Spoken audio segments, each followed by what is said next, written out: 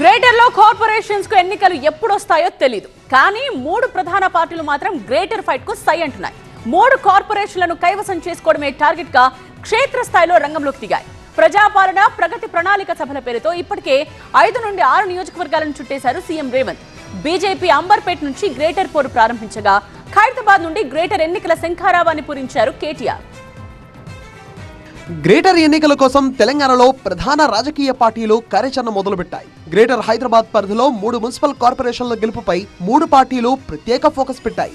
ఎన్నికలు ఎప్పుడు జరుగుతాయన్న విషయంలో భిన్నాభిప్రాయాలు వ్యక్తమవుతున్నప్పటికీ నియోజకవర్గాల వారీగా సమావేశాలు నిర్వహిస్తూ పార్టీలు గ్రేటర్ ఫైట్ కి సిద్ధమవుతున్నాయి. గ్రేటర్ ఎన్నికల్లో విజయం తమదేనంటూ దూషణలకు దిగుతున్నారు 3 పార్టీల నేతలు. సీఎం రేవంత్ రెడ్డి ఇప్పటికే గ్రేటర్ పరిధిలోని 5 నుంచి 6 నియోజకవర్గాలు చుట్టేశారు. ప్రజాపాలన ప్రగతి ప్రణాళిక సభల పేరుతో సీఎం వివిధ అభివృద్ధి కార్యక్రమాల్లో చురుగ్గా పాల్గొన్నారు. సీఎం రేవంత్ ప్రజాపాలనను మెచ్చిన జనం గ్రేటర్ సహా రానున్న ఏ ఎన్నికల్లో అయినా కాంగ్రెస్ పార్టీనే గెలిపిస్తారని అంటున్నారు ఎమ్మెల్యే వేముల వీరేశం.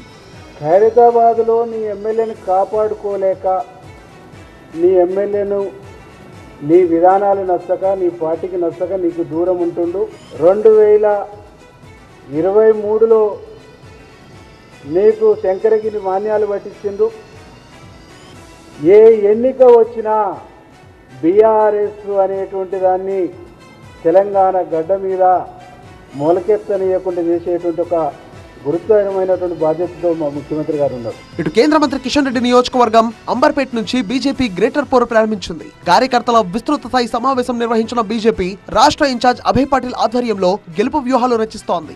బీఆర్ఎస్ కాంగ్రెస్ పై తెలంగాణ ప్రజలు విసిగిపోయారని, బీజేపీ రావాలని ప్రజలు కోరుకుంటున్నారని అన్నారు బీజేపీ ఎంపీ లక్ష్మణ్. తెలంగాణ కూడా ప్రజలు ఇవాళ మార్పు కోరుకుంటున్నారు. 2 పార్టీల పట్ల విసిగిపోయినారు, బీఆర్ఎస్ కాంగ్రెస్. ఇది తెలంగాణలో కాంగ్రెస్ చివరి గవర్నమెంట్, చివరి ముఖ్యమంత్రి. ఖచ్చితంగా రేపు బీజేపీ ముఖ్యమంత్రి, బీజేపీ ప్రభుత్వం రావడం ఖాయం.